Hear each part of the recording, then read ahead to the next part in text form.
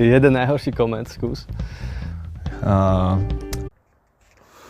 To bolo, keď si ja poslal do piče, to bol najhorší koment, ty kokot, čo som mal na seba a dobre si spravil. Ja som sa chcel poďakovať za roky, ktoré som strávil ako čurák. Keď sa ti mal priznať chvíľku užívania pika, áno, priznávam sa ti, som kokot.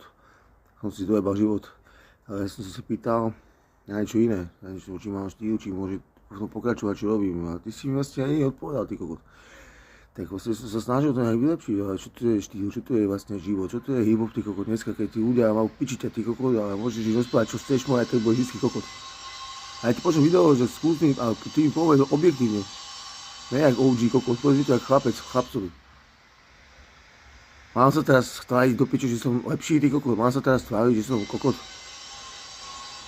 Skús aspoň mi opísať niečo pozitívne na to, že dáme kávu alebo niečo, more.